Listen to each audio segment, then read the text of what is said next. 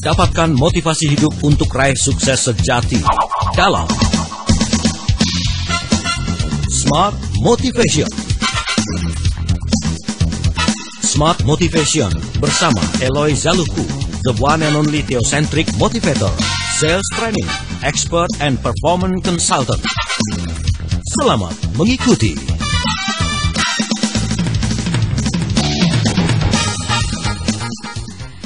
Halo, selamat pagi Smart Listener dan juga sahabat Sonora di seluruh Indonesia. Kita kumpul kembali ya dalam Smart Motivation pagi hari ini di setiap Senin jam 7 pagi. Banyak yang bertanya kemarin sama saya ketika saya mengikuti sebuah kegiatan seminar begitu ya. Ditanya, itu yang hari Senin itu namanya siapa ya, katanya begitu. Oh itu langsung kesempatan buat saya kan promosi semua program. Saya ceritain satu-satu gitu ya. Semua terengah-engah mendengarkan saya cerita. Nggak tahu apakah itu terengah-engah karena antusias atau karena dengerin saya ngomong ya gitu. Tapi saya yakin pagi hari ini yang kemarin bertanya sudah berkumpul ya, ingin tahu dan mendengarkan Smart Motivation bersama dengan Eloy Zaluhu, the one and only theocentric motivator, sales training expert, leadership coach, and corporate culture consultant dari Capstan Consulting dan Sales Institute. Good morning, selamat pagi Pak Eloy. Selamat pagi Mbak Ola dan Smart Listeners, sahabat Sonora di seluruh dunia. Kelihatan berbeda loh Senin pagi ini loh. Masa sih, apa rambutnya baru? Lebih bersinar. Wih, gitu ya. Kan kita bicara mengenai ya ini hal-hal yang membuat kita bersinar. Kelihatan lebih tampan. Saya nggak tanggung loh kalau yang kedua itu loh. Apalagi dirimu. Baik. Yes. Smart Listener dan juga sahabat Sonora, ini kesempatan buat kita setiap hari Senin pagi nggak boleh disia-siakan ya untuk berbagi, terutama bagaimana kita menjadi orang-orang yang termotivasi luar biasa. Yep. Pagi hari ini topiknya adalah leading change ya, yes. Memimpin perubahan. Nggak enak tahu. Perubahan itu bikin badan sakit, hatinya jadi juga galau gitu ya, nggak enak gitu Yep. kan. Tapi kalau nggak berubah, kita akan jadi seperti dinosaurus. Betul sekali. Besar terus tapi nggak ada gunanya. Luar biasa sekali kakak ini. Iya kan? Nah, kita harus tahu dulu Ya. Bagaimana perubahan itu, bagaimana memimpin perubahan, dan apa yang mesti dirubah begitu. Ya. Dan bagaimana kita tahu kalau kita memang harus berubah. Mungkin untuk mengawalinya kita kasih kesempatan Pak Eloy, tapi saya mengingatkan Anda bahwa ada line SMS WhatsApp dan juga telepon yang bisa dipergunakan. SMS WhatsApp 0812 11 12 959, telepon kami 021 634 34 17. Silahkan Pak Eloy. Selamat pagi Mbak Ola dan selamat pagi Smart Listeners dan sahabat Sonora. Sekali lagi yang tadi bertanya-tanya namanya siapa, mari kita berkenalan ya. Saya Eloy Zaluhu, pakai KHU. Baiklah, jadi pendengar, hari ini kita akan memulai seri kita tentang leading change. Saya mempelajari dan menginterview dan belajar dari banyak orang mengenai kepemimpinan dan nanti ujungnya pada budaya. Dan di dalamnya itu semua kita bicara mengenai perubahan.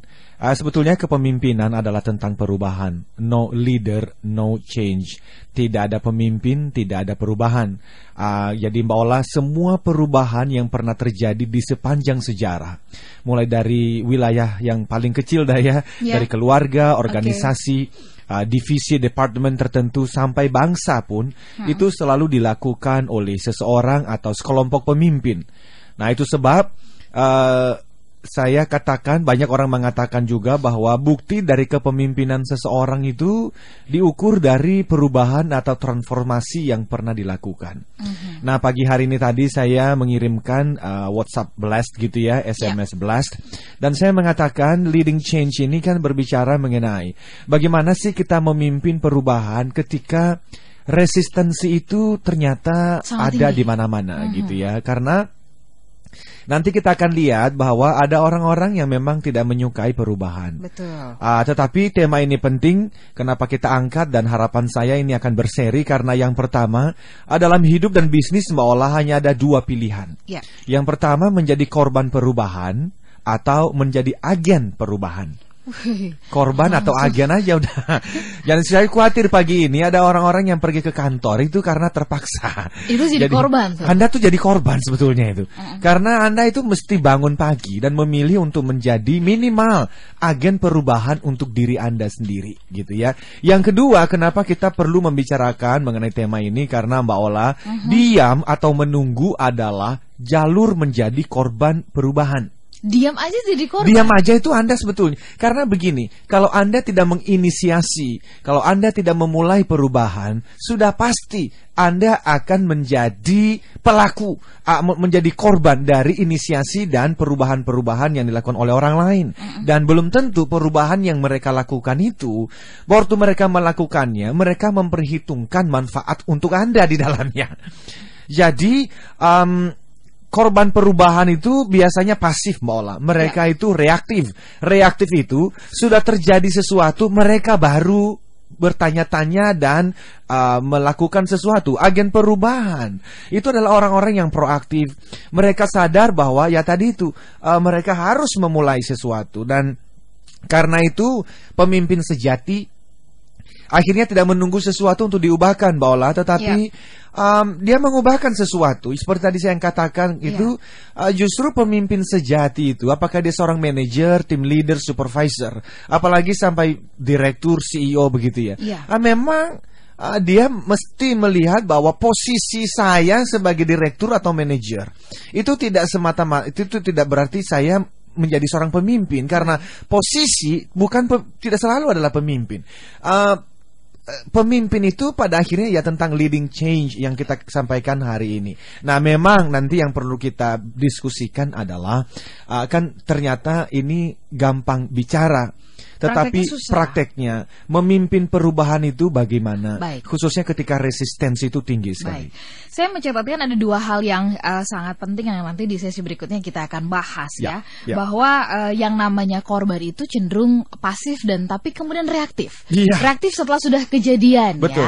Nanti ini kita mau gali ciri-cirinya kayak apa sih yang pasif dan reaktif ini. Lalu kemudian ternyata ada sebuah paradigma yang baru. Pemimpin tidak bicara soal posisi. Oke. Jadi kita nanti mau dibukakan lebih lanjut ya. Apakah posisi-posisi top manager posisi-posisi tertinggi lah maksudnya ya. Kenapa belum bisa disebut sebagai pemimpin? Nanti Pak Eloy kita minta di sesi berikutnya untuk digali lebih dalam lagi. Smart Listener, Anda boleh bergabung bersama dengan kami, sahabat Sonora juga demikian ke 0812 11 12 959. Menurut Anda pemimpin yang membawa perubahan itu yang seperti apa? Kami menunggu Anda untuk berpartisipasi.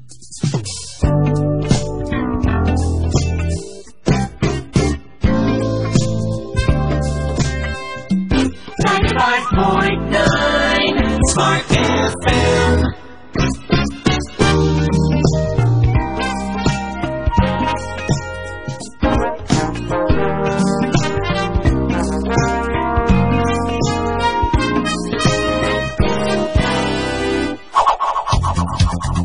Kembali Anda simak dalam Smart Motivation bersama Eloy Zaluku. Smart Motivation.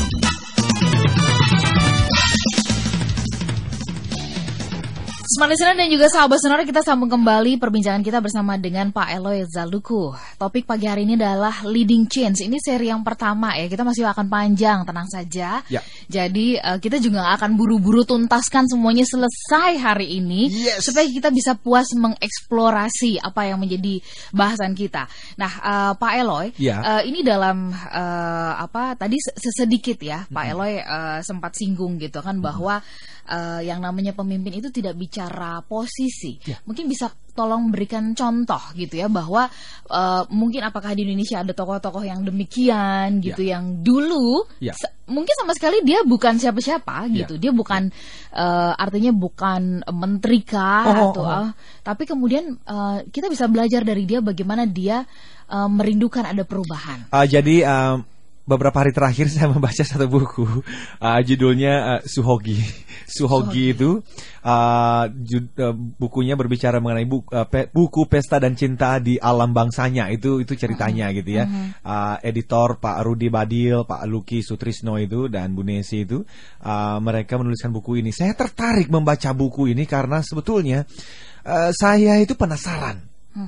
Kan dulu juga pernah dibuat filmnya itu kan, ya, tahun betul, 2009. betul. Saya penasaran karena kok bisa seorang muda usia 27 tahun setelah 40 tahun meninggal, itu namanya masih disebut-sebut. Dan yang menyebut-nyebut namanya itu bukan orang-orang sembarangan, Iya. tapi orang-orang berkelas. Bahkan filmnya sampai dibuat. Nah, itulah kenapa saya akhirnya membaca mengenai buku ini. Seperti dicatat dalam buku itu, anak keempat dari 5 bersaudara, Suhogi itu lahir 17 Desember 1942 di Jakarta dan meninggal 16 Desember tahun 69 di Puncak Mahameru itu dia, bersama dengan seorang temannya Idan Lubis yang waktu itu mereka lagi naik gunung. Nah, ia melewati pendidikan itu di Canisius. Nah, ngomong-ngomong Canisius itu ada di Menteng, saya di Canisius 2-nya di Gonzaga di Pejaten. Sekalian numpang. Jadi sama-sama satu alma mater gitu ya. ya, beda dikit sih, tapi sama-sama kolese ya. Oke. Lalu dia kuliah di Fakultas Sastra Universitas Indonesia jurusan sejarah. Nah, sementara waktu itu kan keadaan ekonomi makin kacau, jadi Suhogi itu merasa resah. Nah, ini kata kuncinya ini. Resah. Dia resah, dia gelisah. Maka dia pernah menulis begini: kalau rakyat Indonesia terlalu melarat, maka secara alami mereka akan bergerak sendiri. Dan kalau ini terjadi, maka akan terjadi chaos. Lebih baik mahasiswa yang bergerak. Maka lahirlah sang demonstran. Jadi dia itu sebetulnya manusia biasa, orang rata-rata, tetapi dia resah, Mbak Ola. Dia resah sewaktu dia masih kuliah, dan akhirnya dia turun ke jalan. Hari-harinya diisi dengan demo, termasuk rapat di sana-sini. Dan dia pernah mengatakan begini: aku ingin agar mahasiswa-mahasiswi ini menyadari bahwa mereka the happy selected few yang dapat kuliah, dan karena itu mereka harus menyadari dan melibatkan diri dalam perjuangan bangsanya. Dan kepada rakyat aku ingin tunjukkan bahwa mereka dapat mengharapkan perbaikan-perbaikan, perubahan-perubahan dari keadaan dengan menyatukan diri di bawah pimpinan patriot-patriot universitas. Jadi kata kunci yang kedua, dari keresahan itu dia memimpikan sebuah perubahan. Dia memimpikan hidup yang lebih baik, perbaikan-perbaikan. Jadi akhirnya di dalam buku itu ya, itu ada sekapur sirih dari Pak Yaakob Utama, pemimpin umum harian Kompas, menulis bagus sekali. Beliau menulis mengenai Suhogi. Suhogi mungkin tidak sekedar nama, tetapi sebuah nama yang telah mengukirkan sosok yang terus gelisah, inspirator yang terus menggugat atas nama integritas dan kehormatan diri. Jadi waktu kita berbicara mengenai leading change, Mbak Ola, itu tidak selalu berbicara mengenai posisi tertentu. Bahkan John Maxwell itu, yang akan datang tanggal 22 Juli nanti, dia akan punya satu teori namanya 5 stages of leaders, ya, 5 stages of leadership. Jadi dimulai ada 5 tahapan di dalam kepemimpinan. Tahapan yang paling bawah itu apa? Posisi. Jadi dia bilang posisi justru paling bawah. Paling bawah sekali, karena dia bilang begini: kamu itu, Anda waktu jadi seorang manager, jadi seorang direktur misalnya, people follow you because they have to. Mereka itu mengikuti Anda karena mereka harus. Why? Karena kan Anda punya haknya, Anda punya posisi. Tetapi dia bilang kalau Anda berhenti di sana, sebetulnya Anda itu tidak menjadi pemimpin yang sejati. Karena pemimpin yang sejati itu bukan posisi. Maka kan saya selalu mengatakan, kita bisa memilih seseorang menjadi presiden, kita nggak bisa pilih seseorang menjadi pemimpin. Kita bisa memilih seseorang menjadi direktur, seorang manajer, seorang tim leader. Kita nggak bisa memilih seseorang menjadi pemimpin. Karena pemimpin itu mesti mulai dari keresahan tadi itu loh. Banyak loh Mbak Ola yang pergi ke kantor hari ini, jangankan resah, jangankan menjadi agen perubahan, resah aja enggak. Ada banyak kejadian yang ya mungkin kayaknya nggak sesuai gitu ya di divisinya barangkali, atau betul, di lingkungan pekerjaannya. Dan ya udahlah, cari aman deh, ngapain sih ribet sendiri Iya, begitu ya. betul. Dan memang itu paling banyak tuh orang-orang seperti itu. Makanya kalau kita melihat ya, ada 4 kelompok manusia. Kelompok yang pertama, beberapa orang mengubah sesuatu. Beberapa orang menonton sesuatu berubah. Beberapa orang bertanya-tanya, apa sih yang sedang berubah? Iya. Dan beberapa orang tidak tahu bahwa sesuatu sudah berubah. Kenapa dia tidak tahu? Karena dia nggak peduli, Mbak Ola. Iya. Ada orang-orang yang tidak peduli. Jadi, some people make things happen. They change things. Some people watch things change. Some people ask, what happened? Apa sih yang terjadi? Dan some people don't know. They don't know apa yang sedang terjadi. Nah, harapan saya kenapa kita mengangkat tema seperti ini, Mbak Ola, supaya kita itu menjadi agen perubahan. Bukan menonton, bukan Perubahan. bertanya-tanya, Dan apalagi nggak tahu. peduli. Nggak Gitu ya. peduli. Oke. Ya. Pak Eloy, ini menarik kalau tadi Pak Eloy mengatakan bahwa keresahan, gelisah atas banyak hal yang tidak semestinya terjadi, ini adalah awal perubahan. Nah, bagaimana kita bisa tahu bahwa keresahan kita, kegelisahan kita ini gitu ya, itu tuh karena kita memang peduli supaya ada ada perubahan. Karena banyak juga di antara kita yang resah dan gelisah kemudian akhirnya menjadi sumber gosip barangkali Oh, begitu iya, ya. iya, betul. Nah, itu bagaimana membedakan kedua hal itu begitu Pak Eloy? Jadi keresahan dan kegelisahan seorang pemimpin itu selalu diikuti dengan visi. Oke. Jadi Suhogi dalam kisah tadi itu dan atau kalau kita mendengar orang-orang seperti Martin Luther King Jr. ya, Ibu Teresa, Mahatma Gandhi, Bill Gates, Albert Einstein, atau di Indonesia itu Pak Gus Dur ya, Pak Jokowi, Pak Ahok sekarang ini dan beberapa pemimpin-pemimpin lain. Kegelisahan itu diikutin dengan visi. Visi ya. Nah, visi itu melihat sesuatu ada yang harusnya lebih baik. Dan Mbak Ola, kalau seseorang sudah menangkap visi, dia menjadi manusia yang sangat berbahaya. Kenapa saya mengatakan dia menjadi manusia yang sangat berbahaya? Karena ada satu kalimat bagus mengatakan begini, nothing is more dangerous than an idea when a man has only one idea. Tidak ada yang lebih berbahaya daripada sebuah ide. Ketika seseorang manusia, laki-laki ataupun perempuan, itu akhirnya membaktikan seluruh hidupnya untuk satu ide itu. Dan ini ada orang-orang itu nanti bisa menjadi ide yang baik untuk dunia, bisa menjadi ide yang negatif untuk dunia. Kalau kita mengingat nama-nama seperti Karl Marx misalnya, itu dia punya satu ide saja, itu tentang kapitalisme dan sosialisme. Charles Darwin misalnya, seluruh hidupnya hanya untuk apa? Teori evolusi.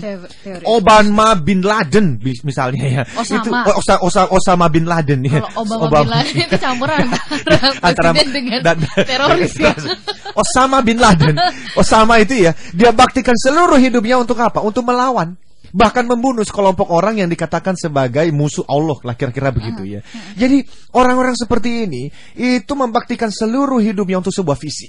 Namun tadi beberapa nama juga saya sudah sebutkan. Martin Luther King Jr. menginvestasikan seluruh hidupnya untuk apa? Untuk satu ide, yaitu menghapus diskriminasi terhadap orang Afrika Amerika dengan non-violence resistance. Tadi juga Mahatma Gandhi, Ibu Teresa dan yang lain. Jadi ide itu adalah salah satu ciri lain dari pemimpin yang hebat. Oke. Ide itu adalah salah satu ciri lain dari seorang pemimpin. Pak Eloy, kita tahu ya, mungkin sebelum lebih lanjut lagi, bagaimana kemudian seseorang bisa memimpin sebuah perubahan, artinya dia bisa menjadi agen perubahan, karena menjadi agen ini kan nggak main-main ya, bisa saja ditolak, ya kan? Dijauhi gitu ya. Nah, kita harus sepakat dulu, apa sih yang harus kita kenali, yang harus kita rubah gitu. Kondisi apa yang harus menjadi fokus kita untuk kita rubah nih Pak Eloy? Mungkin bisa dikasih panduan ya kepada kita semuanya. Gini, jadi memang ini kan butuh kreativitas ya, untuk sampai pada keresahan yang produktif. Itu butuh berpikir, dan berpikir itu membutuhkan informasi dan referensi. Orang-orang yang tidak punya banyak informasi dan referensi itu menjadi sulit untuk meresahkan sesuatu. Karena apa? Dia tidak punya benchmark. benchmark itu dia tidak punya idealisme yang tadi itu loh. Iya. Kalau kita melihat, let's say seperti Suhogi dalam cerita tadi, beliau itu kan memang jurusan sejarah di UI. Jadi beliau itu belajar sejarah Indonesia dan tentu saja juga sejarah dari negara-negara lain. Sehingga dia bisa membandingkan antara situasi saat ini dan situasi yang seharusnya. Sehingga itulah sebab kenapa pendidikan itu penting. Kenapa membaca itu penting. Kenapa mendengar talk show seperti ini penting. Kenapa training-training hari ini aja ya. Itu dari jam 8.30 sampai jam 12 nanti. Itu internal kami sendiri, saya minta teman untuk training di tempat kami. Why? Karena gini loh, bicara mengenai visi itu adalah sebetulnya connecting the dots. Connecting the dots itu adalah dia menghubungkan titik-titik. Dan itu hanya mungkin muncul titik-titiknya dari informasi dan referensi. Baik. Jadi kalau Mbak Ola bertanya, gimana sih kita bisa menciptakan manusia-manusia yang akhirnya menjadi agen perubahan? Tidak ada cara lain. Berikan dia informasi, berikan dia referensi supaya dia punya pembanding. Dan akhirnya dia gelisah membandingkan masa sekarang dengan masa yang akan datang yang harusnya menjadi hidup yang lebih baik. Artinya menjadi seorang agen perubahan itu tidak buta begitu ya, tidak membabi buta seolah-olah kayaknya dia merasa paling benar, tapi benar gitu maksud saya. Tapi kemudian ada data yang jelas gitu kan yang menjadi pembandingnya, baik buat sekarang atau juga masa depan begitu. Betul sekali, Mbak Ola. Saya lanjut atau kita break dulu? Iya. Sudah ada Laras, kemudian juga ada Antoni di Palembang. Selamat pagi. Kemudian juga ada Pak Anton di Bali. Nanti kita akan bahas SMS dan juga WhatsApp Anda. Tapi kita break dulu sejenak. Tetaplah bersama dengan kami dalam Smart Motivation. We take the time to listen to you. 95.9 Smart FM Jakarta. Kembali Anda simak dalam Smart Motivation bersama Eloy Zaluku. Smart Motivation.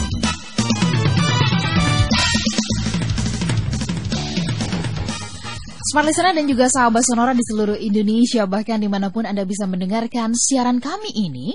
Kita lanjut ya, dan nanti kita akan gali lebih dalam lagi apa yang sebenarnya step yang benihnya nih yang harus dimiliki oleh seorang agen perubahan adalah keresahan dan kegelisahan. Ini bukan resah dan gelisah menantimu di itu lagu ya. Itu lagu ya. Nah, ini ada Pak Antoni di Palembang. Pak Eloy, kita berkunjung dulu ke Palembang sejenak ya. Perubahan efektif menurut Pak Eloy seperti apa? Ya, itu pertanyaannya. Gak usah deh di lingkungan kerja dulu, di keluarga, agar hidup anak-anak saya jadi lebih baik. Ini mungkin para ayah yang sedang mendengarkan kita semuanya, orang tua. Mungkin boleh di-share nih ya, perubahan yang efektif itu seperti apa Pak Eloy? Silakan. Iya. Nendang sekali nih. Nendang banget ya. Dan saya setuju, perubahan itu yuk kita mulai dari yang paling sederhana dulu di lingkungan terdekat kita, yaitu keluarga. Dan kalau Bapak bertanya apa sih dimulai dari mana? Ya kita mulai dari hidup kita pribadi sebetulnya, di mana anak-anak bisa melihat contoh perubahan itu. Misalnya kita bangun jam berapa setiap hari ya? Yuk kita mulai dari bangun setengah jam lebih awal saja supaya doa kita menjadi lebih baik. Anak-anak itu bisa melihat sih ya. Hal yang lain kalau berhubungan dengan keluarga ya, bagaimana kita bisa mencintai ibu mereka dengan sungguh-sungguh. Karena sebetulnya hadiah terbaik yang bisa diberikan oleh seorang ayah kepada anak-anaknya adalah dengan mencintai ibu anak-anak itu dengan sungguh-sungguh. Anda dan saya itu bapak-bapak itu ya, jadi itu tugas terberat kita kan. Karena kalau di depan publik kita itu kan bisa menjadi manusia yang serba baik karena kita bisa mengenakan topeng. Di rumah itu kan sebetulnya diri kita yang sebenarnya. Jadi kalau Bapak bertanya dimulai dari mana sih? Ya yang pertama tadi mulai dari diri sendiri dulu. Mulai dari yang paling sederhana, bangun setengah jam lebih awal supaya anak-anak melihat. Mulai supaya doa itu menjadi jauh lebih baik. Yang kedua, ya cintailah istri, ibunya anak-anak itu dengan baik. Anak-anak akan belajar. Dan yang terakhir, ketiga saya kira adalah kalau berbicara mengenai ekonomi di keluarga ya. Jadi ayo kalau sekarang dapat 100 juta per bulan, ya ayo Bapak supaya bisa dapat 120 juta supaya anak-anak bisa belajar di sekolah yang lebih baik dan bisa bersedekah sedekah bisa membantu lebih banyak orang. Iya, ya jadi banyak sekali lah yang bisa dilakukan ya. Oke. Ya. Mulai dari yang dari unit yang paling kecil ini adalah dari keluarga ya. Biarkan mereka mencontoh teladan yang baik dari kedua orang tuanya. Betul sekali. Gitu ya. Ya. Ada Pak Anton di Bali. Selamat pagi Pak Anton. Pemimpin yang membawa perubahan adalah pemimpin yang bisa memberikan contoh dan selalu memotivasi. Pegel tuh suruh memberikan contoh terus dan memotivasi. Pak Anton, silakan dikomentari, Pak Eloy. Ya memang Pak, ya pasti karena kan action talks louder than word.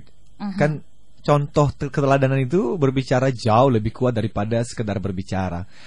Nanti minggu depan saya kira kita sudah mulai berbicara mengenai kenapa kok 70% dari perubahan yang pernah digulirkan itu ternyata gagal. Ini menurut Ken Blanchard Company. 70% dari perubahan yang pernah diinisiasikan, pernah dimulai gatot. Gagal total. Dan kita akan melihat ternyata salah satu alasannya karena agen perubahan itu sendiri ternyata orang yang tidak bisa dipercaya dan nggak bisa memberikan contoh pastinya. Nah justru dia nggak dipercaya karena dia nggak jadi teladan. Jadi betul sekali Pak Anton ya. Jadi mari menjadi teladan dah. Yeah. Ada Pak Tikno di Surabaya. Ya. Dari Bali kita ke Surabaya. Senang sekali mengenai topik pagi ini Pak Eloy. Kami pernah mendapat pemahaman dari satu referensi bahwa respon individu merespon perubahan ada 4 katanya. Benar nggak sih gitu ya? Fase penolakan, fase bertahan, fase mulai melepaskan, dan fase mulai mengikuti perubahan. Nah, bagaimana advice dari Pak Eloy? Apakah pemimpin perlu berperan memulihkan nama baik, reputasi individu, yang semula menolak mati-matian namun akhirnya mengikuti perubahan? Gimana Pak Eloy? Dulu dia tuh nolak mati-matian. Apakah pemimpin perlu juga membantu supaya nama baiknya juga diperbaiki lah ya, dipulihkan begitu? Silakan. Ya, nanti kan kita akan melihat kenapa sih orang-orang itu menolak perubahan. Karena ada juga yang mengatakan begini, Mbak Ola, tidak semua orang menolak perubahan kok. Orang yang menolak perubahan itu karena yang pertama dia nggak tahu perubahan ini kenapa sih terjadi dan manfaatnya apa. Yang kedua adalah karena dia tidak dianggap diundang atau diajak terlibat. Jadi ya sebetulnya agen-agen perubahan tadi, makanya salah satu hal pertama yang mereka harus lakukan kan mereka itu melihat mana sih orang-orang yang menolak, mana sih orang-orang yang pro, dan mana orang-orang yang netral gitu sifatnya ya kan. Orang-orang seperti ini mesti diprofilkan dulu, kemudian ya khususnya yang tadi itu yang pro dan juga yang kontra sekali, itu memang harus diajak untuk ngobrol dulu. Mereka diajak untuk berdiskusi supaya kan gini Mbak Ola, mana sih yang lebih mudah untuk Mbak Ola lakukan? Mengerjakan suatu tugas yang sudah diputuskan oleh manajemen lalu ngomong begini, Ola kerjakan ini ya, atau hal-hal yang Mbak Ola itu diajak untuk berdiskusi sehingga keputusan itu bukan keputusan sepihak, tetapi Mbak Ola merasa ikut terlibat di dalamnya. Di mana-mana pasti kita akan lebih punya ownership, merasa memiliki dan lebih komitmen mengerjakan hal-hal yang memang kita ikut terlibat di dalamnya. Walaupun pada akhirnya kita sudah melakukan itu pun sebagai seorang agen perubahan, bisa jadi ada orang-orang yang dari sononya dan sampai selamanya memang tetap akan menolak. It's okay. Jadi pada akhirnya memang kita berbicara ada the cost of leadership. Ada yang namanya harga yang harus dibayar oleh seorang pemimpin. Sampai pada beberapa nama terkenal yang tadi kita sebut itu, Pak Mahatma Gandhi, Pak Nelson Mandela juga misalnya, mengalami penolakan. Menolak penolakan dan bahkan akhirnya banyak di antara mereka yang sampai nyawa gitu ya. Jadi saya setuju Pak.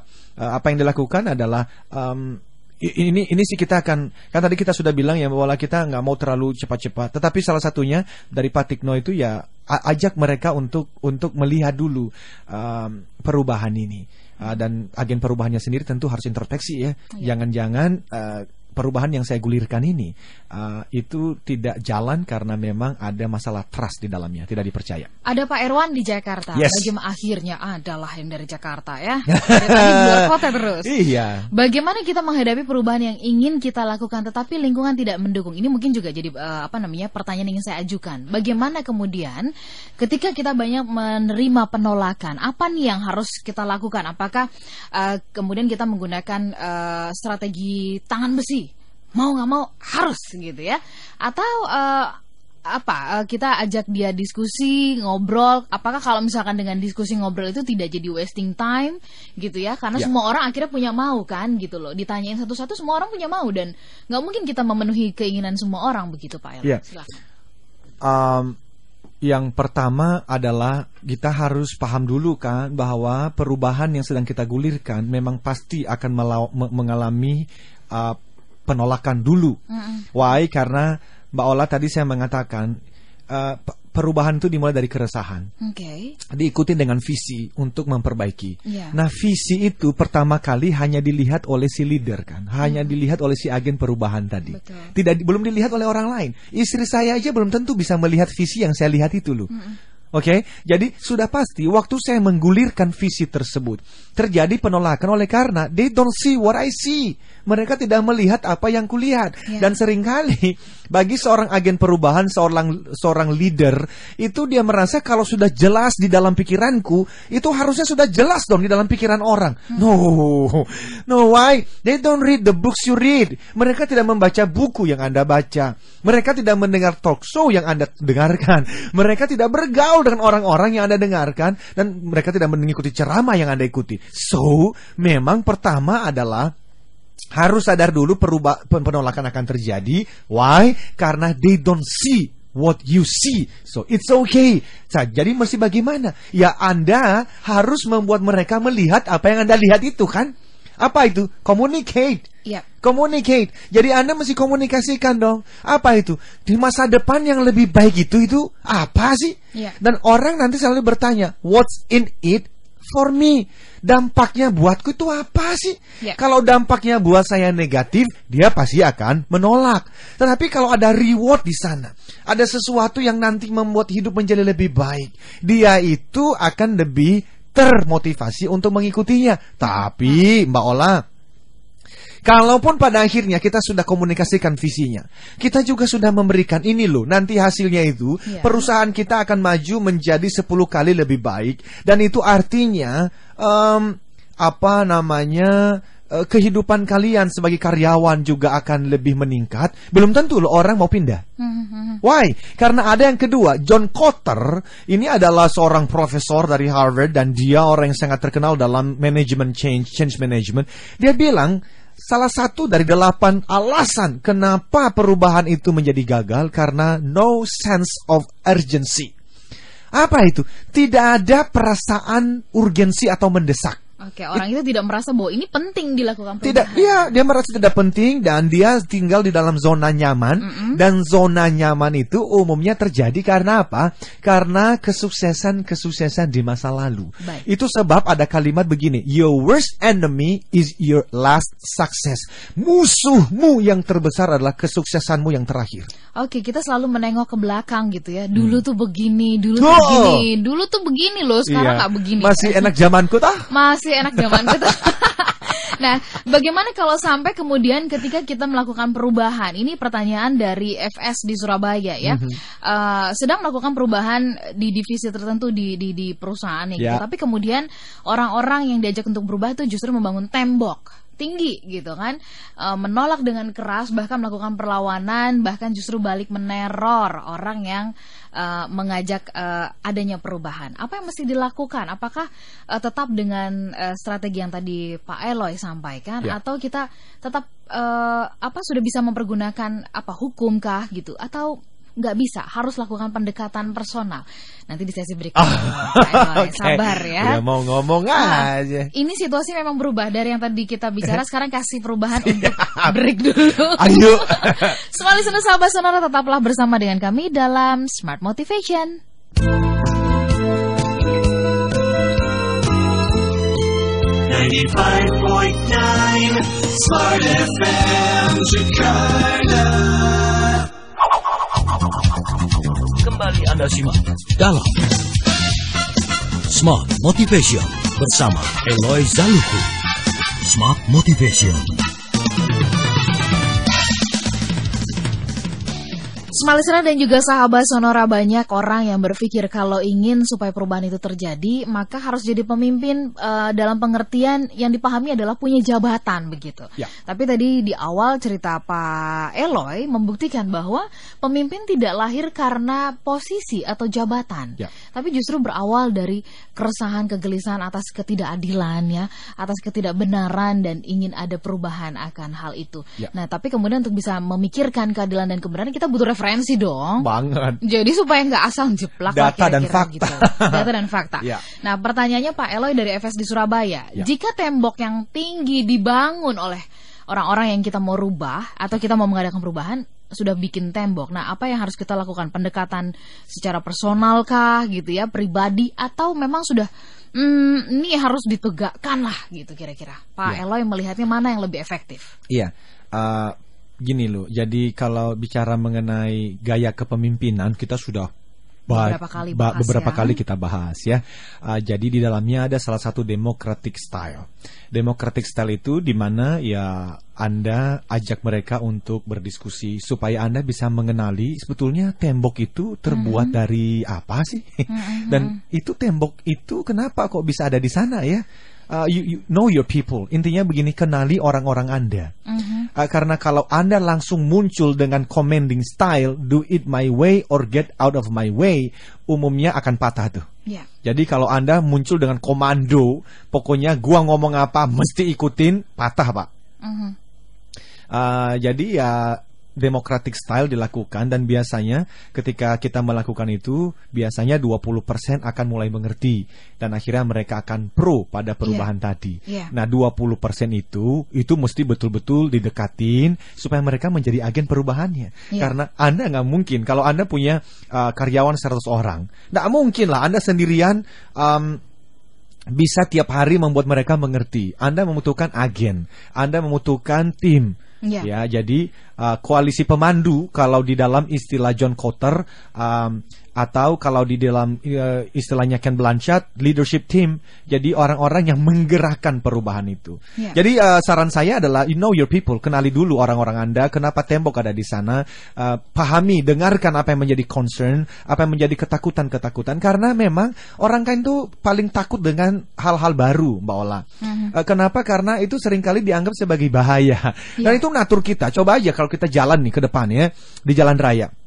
Waktu kita menyeberang, tiba-tiba ada klakson gitu, bunyinya kencang sekali, kita pasti langsung mundur. Kenapa? Karena secara natur kita itu diciptakan ya memang menghindari bahaya. Dan apapun yang unknown yang kita kenali, umumnya kita itu merasa ragu-ragu. So as a leader, memimpin perubahan ini memang membutuhkan kesabaran, ketekunan, dan know your people. Bagi saya mulai dengan itulah, kenali orang-orang Anda. Kenali, dan kemudian tadi Pak Eloy menyampaikan itu mungkin menjadi kuncinya ya. Kalau kita nggak tahu, kita kan jadi panik sendiri. Nah mungkin kita harus secara tekun ya, memperkenalkan apa yang sebenarnya menjadi visi kita untuk melakukan perubahan itu. Oke, kemudian kita beralih ke Pak Ian di Medan, Pak Eloy. Saya mau tanya nih, apakah akibat dari seorang pemimpin yang mungkin sebentar lagi mau pensiun, apakah ada pengaruh yang sangat besar dalam proses perubahan, atau jangan-jangan dia sudah kurang peduli terhadap perubahan? Ini bukan, kalau pemimpin apakah pensiun, Pak Eloy, atau jabatannya yang pensiun? Silahkan. Sorry. Tolong dibaca lagi kok menarik ini, gimana? Ini, apa akibat dari seorang pemimpin yang sebentar lagi pensiun? Ya, apakah ada pengaruh yang sangat besar dalam proses perubahan? Artinya apakah kalau dia udah pensiun perubahannya jadi stuck atau bagaimana begitu ya? Atau jangan-jangan kalau orang yang sudah mau pensiun ini kurang peduli dengan perubahan. Nah, ini menarik, ini kita perlu clearkan gitu. Apakah memang pemimpin itu pensiun atau bagaimana? Silakan. Begini, jadi kalau di dalam theocentric leadership yang saya bangun itu kan ada 5 di dalamnya, prinsip utama. Yang pertama adalah purpose. Jadi pemimpin itu dia punya purpose, visi yang jelas. Yang kedua, servant leadership, jadi bagaimana dia memimpin dan melayani. Yang ketiga, character of a leader, kita sudah bahas minggu lalu. Yang keempat adalah competencies, dalam artian strategi dan eksekusi, problem solving, decision making, inovasi, dan yang terakhir adalah legacy. Jadi pemimpin yang sejati itu tidak ada pensiunnya. Kalau dia akhirnya keluar dari perusahaan karena sudah berumur, sebetulnya pemimpin sejati itu dinilai bukan hanya berdasarkan hasil yang dia raih selama dia memimpin di perusahaan itu, tetapi juga ketika dia pensiun, perusahaan itu goyah atau justru semakin hebat. Nah, legacy itu adalah warisan. Jadi harusnya siapapun pemimpin sejati sebelum dia lengser atau pindah ke perusahaan lain atau pensiun karena dia sudah berumur, dia harusnya sudah mempersiapkan pemimpin-pemimpin baru yang orang-orang baru itu akan terus menggerakkan perubahan. Jadi kalau dia itu pensiun dan tidak meninggalkan warisan manusia yang lebih baik, he is not a good leader. He is not a great leader. Karena justru salah satu ciri-ciri pemimpin sejati itu dia meninggalkan warisan. Apa itu? Manusia yang lebih hebat dari dirinya. Pemimpin baru. Pemimpin yang lebih hebat. Regenerasi berjalan ya. Oke, smart listener, ini penting ternyata ya Pak Eloy. Nggak bisa tuh kita bilang kita jadi pemimpin, tapi kemudian kita nggak menyiapkan pemimpin berikutnya manakala kita nggak ada. Walaupun gitu, beberapa partai itu ya, saya melihat ya di Indonesia ini harusnya lebih getol itu mempersiapkan pemimpin-pemimpin muda, dan saya juga berteriak terus kepada pemerintah kita.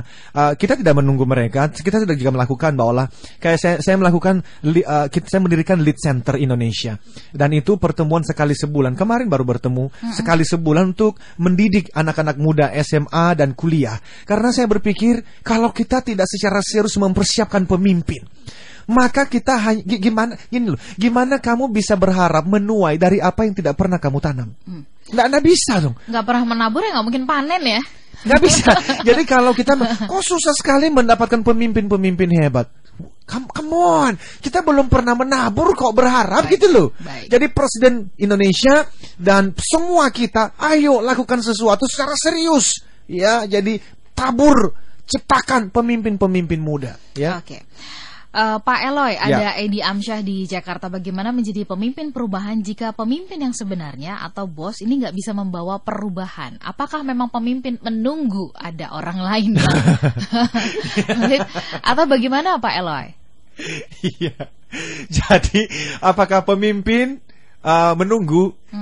Iya, enggak toh. Gini loh, pemimpin itu tandanya ya justru enggak nunggu. Dia proaktif, dia aktif, dia mengubahkan sesuatu. Kalau dia menunggu ya itu mungkin dia seorang manajer yang hebat, but he is not a great leader gitu loh. Oke, jadi pemimpin ini tidak bicara soal posisi. Dari awal tadi kita minta kita bersepakat dalam hal ini ya. Iya. Karena bukan soal jabatannya loh ya, baru orang disebut sebagai pemimpin. Begitu ya Pak Eloy? Oh, tidak harus jabatan. Jadi gini, kalau misalnya orang ngomong begini, oh Pak Eloy, saya barusan jadi manajer loh.